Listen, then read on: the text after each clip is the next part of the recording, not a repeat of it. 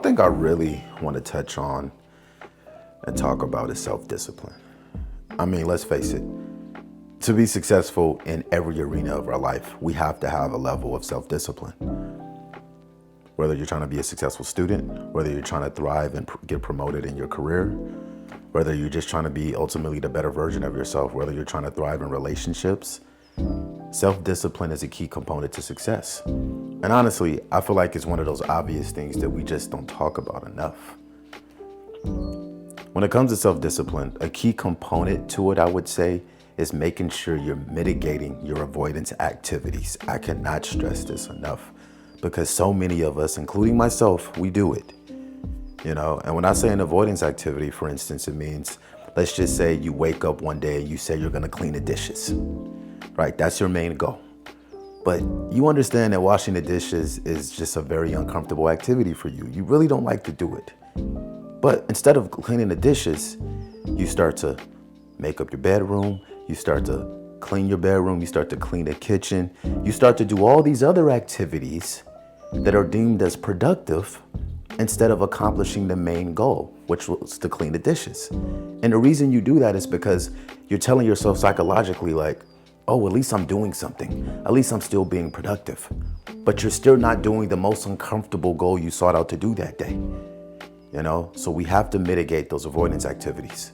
Another thing I would say is making sure you're creating an environment where you can automate your decisions towards self-discipline. Okay, and what I mean by that is when it comes to incorporating self-discipline, a lot of us have many bad habits and distractions.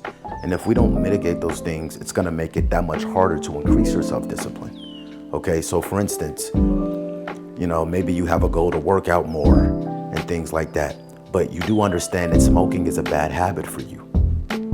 If you have ashtrays in the house, if you have lighters in the house, that's gonna make it that much harder for you to actually mitigate that distraction. You have to remove those things from your environment so you can commit to self-discipline. If you have an alcoholic problem, you have to remove the alcohol from your house so you can incorporate and achieve self-discipline. Okay? Another thing I would say is having a routine. As simple as it sounds, it's really important to have a routine when it comes to self-discipline. I can't stress that enough. Because when you have a routine, you create commitment. And once you create commitment, you create momentum. And once you create momentum, you create confidence in yourself that you can incorporate self-discipline on a daily or weekly basis. For me, I know if I commit to certain activities at least 4 or 5 days, my willpower muscle increases. So I have more confidence to actually achieve those goals every week now.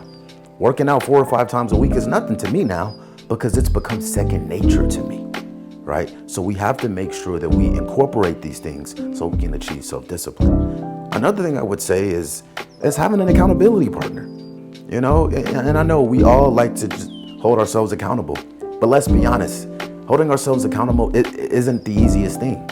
Having an accountability partner, having someone that you actually speak to about some of the things you're going through, telling a friend or a peer or a family member, like, look, I want to commit to running 3 miles every day. And I'm telling you that because if I don't do it, I want you to call me out. That's how you make sure you're actually serious about the goal. Tell other people, tell the world, like, look, this is what I'm going to do.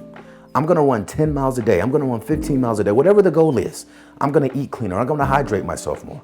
Once you put it out there and express it to the world, it makes the goal that much more serious. And that also does increase your willpower muscle as well. And then increases self-discipline all the way.